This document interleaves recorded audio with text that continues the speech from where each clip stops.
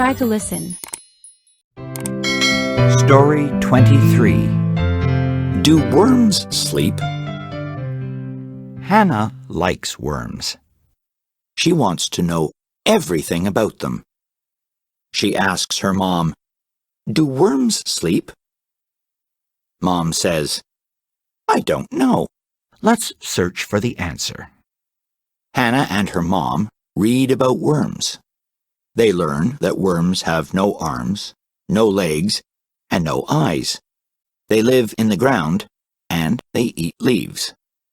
But do they sleep? Yes, they do. Listen with answer. Story 23. Do worms sleep? Hannah likes worms. She wants to know everything about them. She asks her mom, "Do worms sleep?"